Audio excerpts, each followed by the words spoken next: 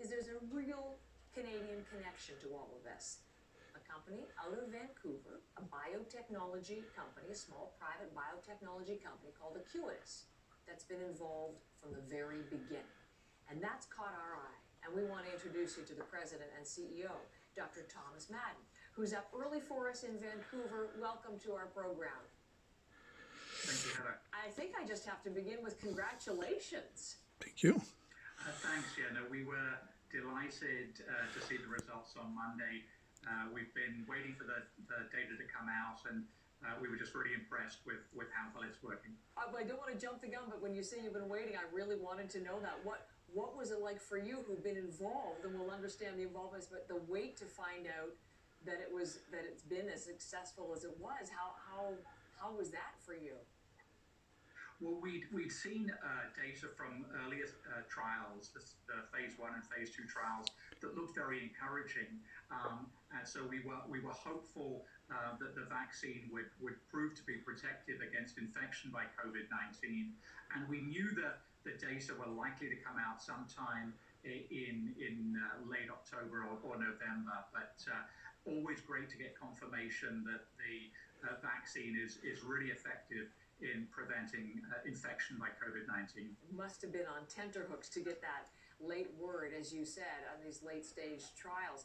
So explain to us, if you would, Dr. Madden, how your company and your scientific minds what has been your part in all of this in simple, non-scientific terms?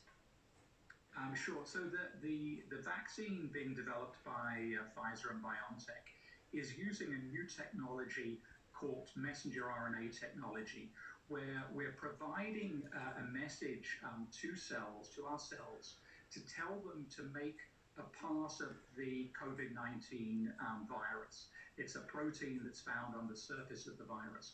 And when our cells make this protein, it's recognized by our immune system, and the immune system then develops a protective response that will hopefully prevent infection by the virus were we to be in contact with the virus. Okay. Now, messenger RNA is very powerful, but the challenge is it's very rapidly broken down in our body if it's administered by itself, and it can't get into our cells where it needs to be to work.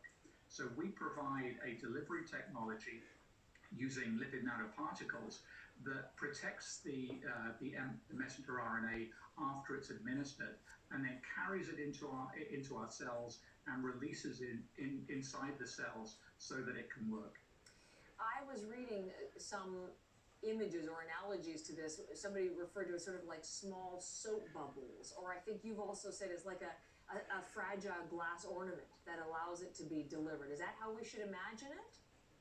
Well, the analogy we like to use is to imagine you wanted to order a very delicate glass ornament online.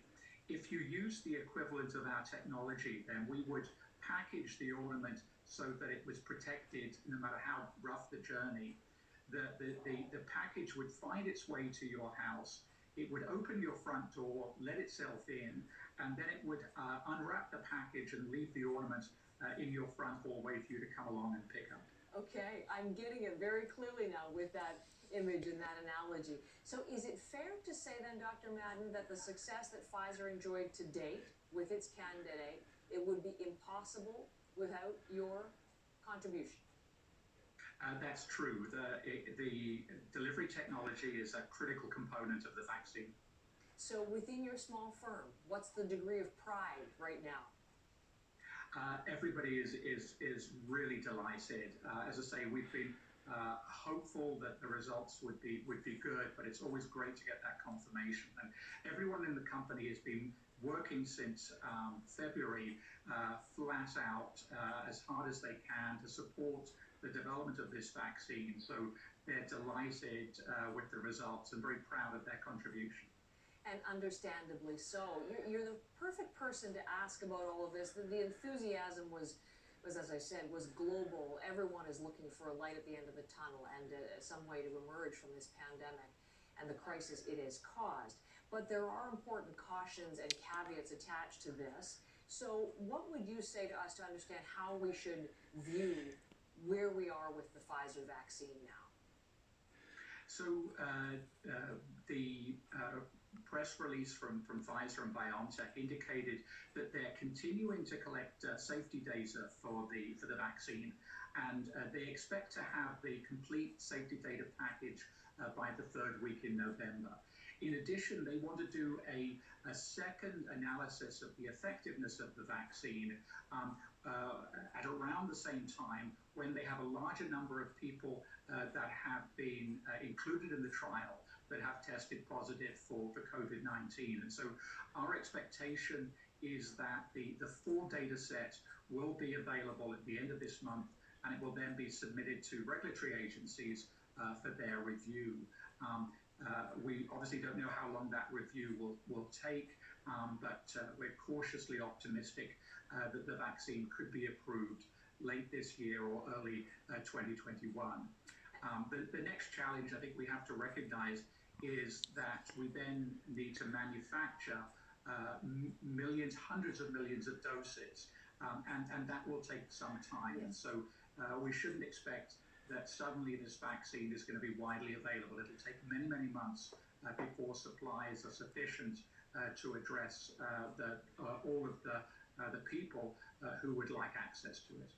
But certainly a very exciting step in that direction. Before I let you go, it just struck me, has your phone been ringing off the wall for futures, for additional scientific collaborations now that people are knowing about what you're able to do there in Vancouver, or perhaps other vaccines or other, as I said, other collaborations?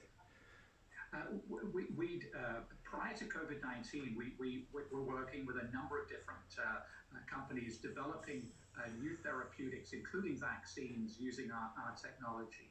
And interestingly, the first vaccine trial using our technology was with the rabies vaccine. And so we were able to sort of leverage that expertise and that experience for COVID-19. And certainly there's been a lot of interest shown in using our delivery technology, and we expect the number of partners we'll be working with in the future to certainly increase. I would think so. I would think we'll be hearing a lot more about Acuitas. Thank you very much for telling us about it. And again, congratulations for your part in this very exciting moment and all of this. Thanks. Thank you, Heather. Thomas Madden is in Vancouver this morning.